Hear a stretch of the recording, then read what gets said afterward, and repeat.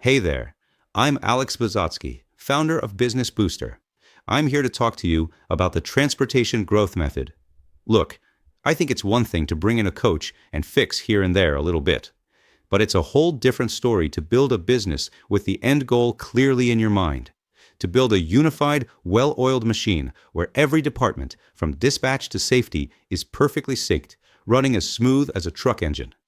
And today, I want to break it all down and show you how to stop being the chief problem solver, that owner who's grinding 80 hours a week, putting out fires, and personally taking dispatch calls at 5 a.m.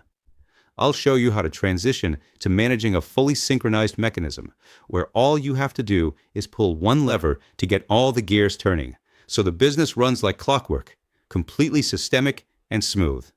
All right, let's dive in. There's a lot to cover, and I'm going to show you exactly how this looks step by step. Step 1, as you can see here, is financial control. When we talk about the foundation of a business, knowing your numbers is what allows you to clearly understand the real state of affairs. You stop relying just on your gut feeling and start seeing the objective picture, what the data is actually telling you in the language of cold, hard numbers. Every owner we work with uses a financial dashboard where they can track everything happening in the company in real time. This dashboard shows total gross, equipment loan payments, and the actual total net. It makes it immediately clear how much the company actually earned. This is displayed in both numbers and charts to track the trends and dynamics. In the transportation world, data is usually scattered across systems like TMS, QuickBooks, and ELD. More often than not, a single clear financial picture is missing for most owners.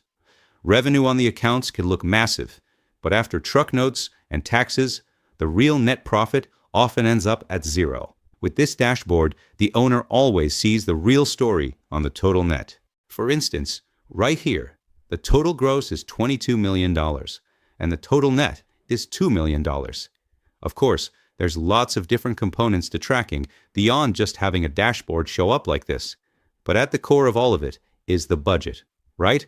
All our clients look back at last year's actual numbers to get a real grip on what actually happened. We're talking revenue, variable costs like driver pay, fuel, permits, the works, plus your overhead. That's what sets the stage for next year's targets, right? This specific view shows last year's actuals side by side with the current year's budget versus actuals for every single line item. It's instantly clear if the plans are being met and how the company is pacing compared to last year, including earnings and the year-to-date net profit. Look, if maintenance costs start spiking, the business owner sees it right then and there, not at the end of the month when it's too late to pivot. It is also visible when performance is actually beating the plan. For instance, take a look here. We managed to cut fuel spend from 22% down to 18% compared to last year. At the same time, the net profit jumped from $1.8 million to $2.4 million.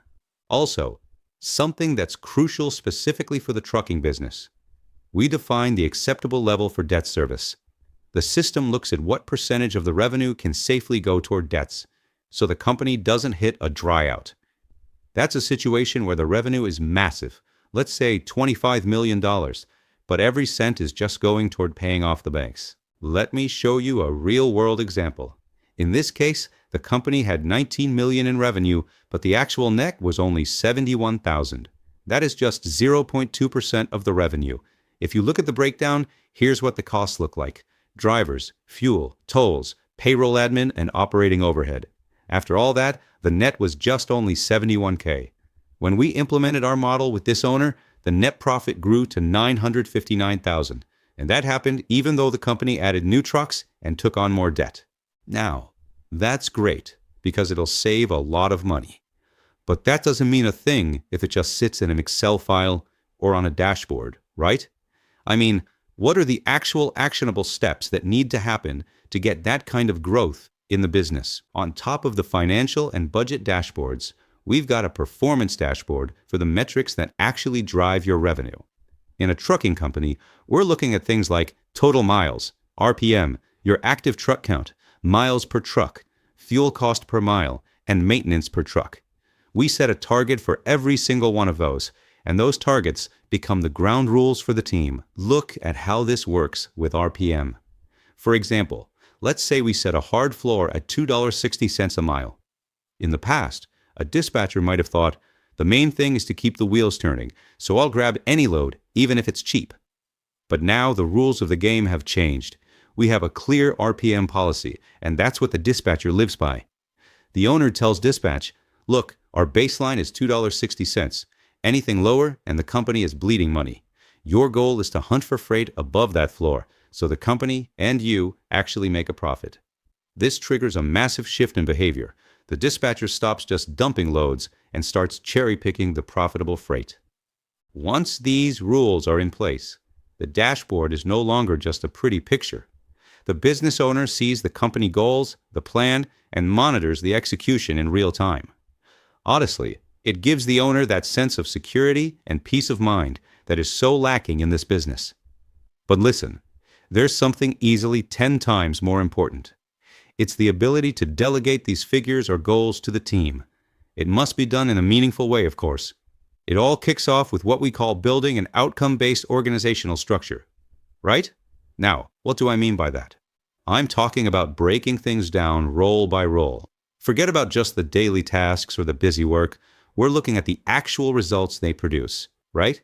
Who's responsible for which outcome? That's the key.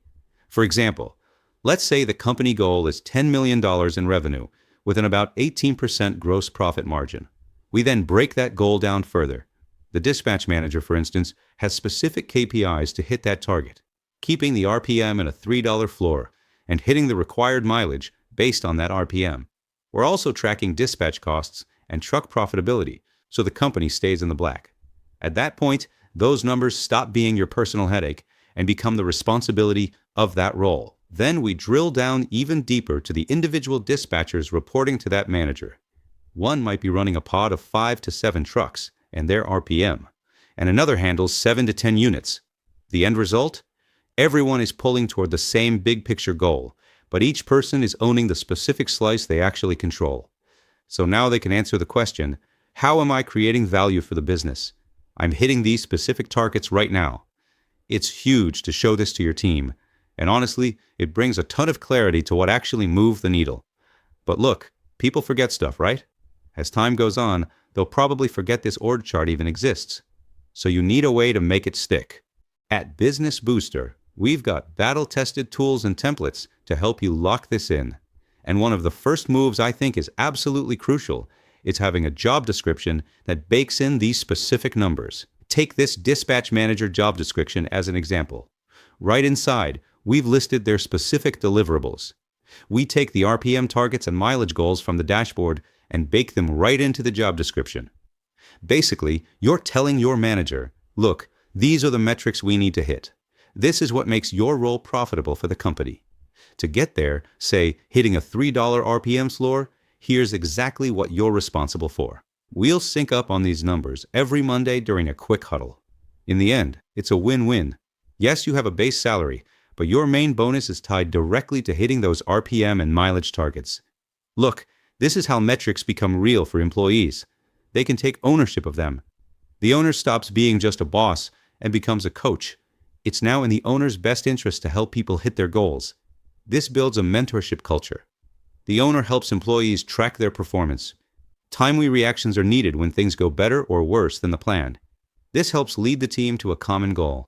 To make that happen, you need to give them a dashboard where they can track their own performance. We roll this out for your key leadership, your dispatch manager, safety, or fleet manager.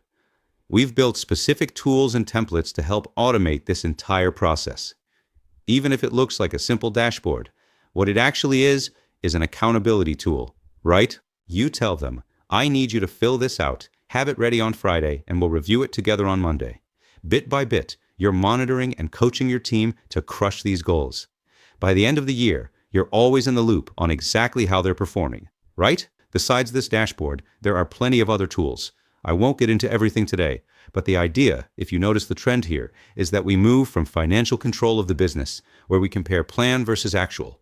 We're defining roles around those figures and assigning each role a specific metric to achieve. Then we hold people accountable for those numbers and monitor them to drive performance. So, what's the next step? You need to be able to hire great people who can hit these numbers. Right. So, at a certain point, you need to have a finely tuned hiring system. This is something I find most of our members struggle with, and one of the hiring problems is that the business owner doesn't have an answer to the key question: can I afford this? We start by looking at how profitable the hire will be. Often, owners look for people in a hurry when everything is on fire. We do things differently. We treat hiring as an investment. Before opening a vacancy, we calculate how much revenue that specific employee will bring in. Take a look at the numbers. Let's say you have 20 trucks. On average, each truck runs 6,700 miles a month. If a new dispatch manager bumps the RPM by just say 20 cents, they bring the company an extra $26,000 in monthly revenue. With the same mileage, your core costs per mile, like fuel and driver pay, don't go up. So most of that delta goes straight into the margin. The conclusion is simple. Hire a dispatch manager for $7,000 and get about $19,000 in additional profit every month. Once the numbers add up, we start the search. To do this, we build out what we call the ideal candidate profile. This profile drives the entire process, from the job post to interview questions. We're not just looking for an experienced employee, but someone with the right grit who will fight for that RPM with brokers. We consider not just skills, but the goals and ambitions of that ideal candidate. Ultimately, this allows us to build a hiring campaign that pulls in the exact people we need. Let's say we've started attracting exactly those types of candidates. We need a way to verify if we're actually sitting down with the right people. So we've built an interview process that you can follow, that basically allows you to identify a person's future performance based on their past behavior. Right. This includes qualities like tenacity, hitting targets, or problem solving. These are different traits. Not all traits are needed in every role, but specific ones are mandatory. And these are things you can't really train, right? They're already built into a person.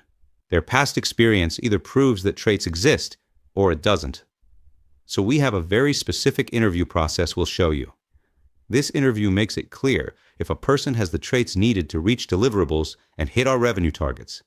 We check if the candidate's qualities fit the role so they can produce the necessary results and the company can meet its financial plan. You see how it's all connected?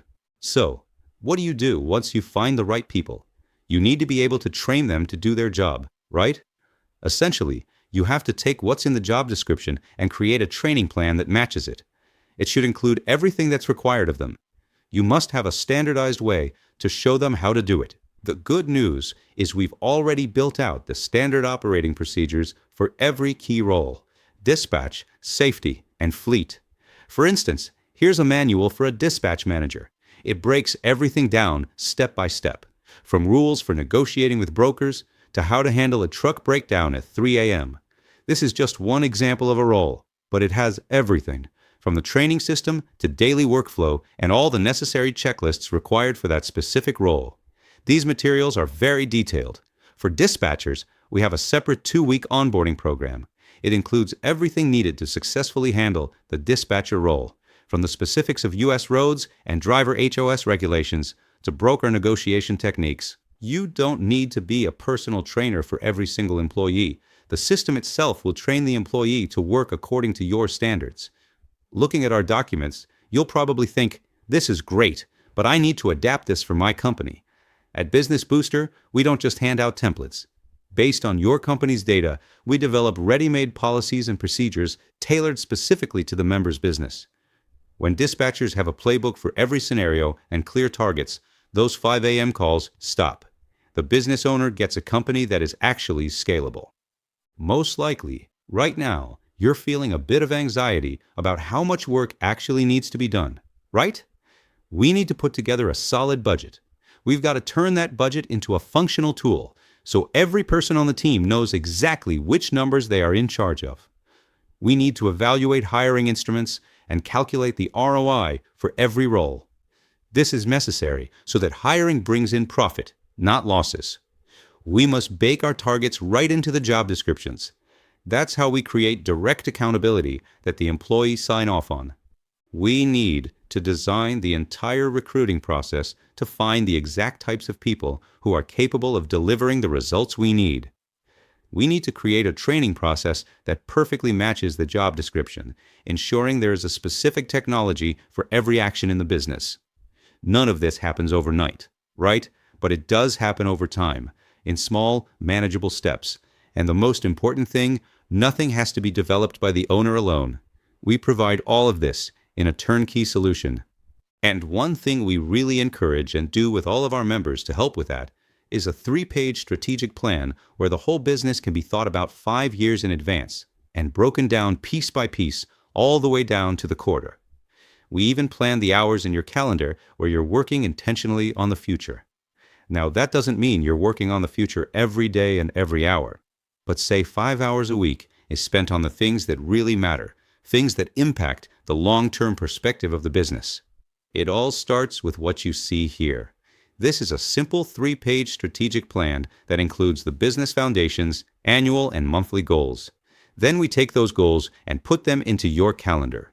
This gives you time to develop the team and work on core systems, while you obviously continue to stay on the top of daily operations. It's through this process and gradual steps that we implement the transportation growth method, removing you from the daily grind, structuring the company to be scalable, replicable, and to stand the test of time. And since you're watching this video, it means you've already taken the first step and booked a discovery call with our business engineer. Honestly, when it comes to growing the business, that's a major move. Here's what's going to happen during the session. In 30 minutes, the business engineer will audit your company's current state and your goals. This will help identify bottlenecks and define the specific actionable steps tailored for you, so you can start changing your company right away. Make sure to bring your numbers to the meeting. We'll help you turn them into a real growth strategy. Thank you for watching, and have a productive meeting with the business engineer.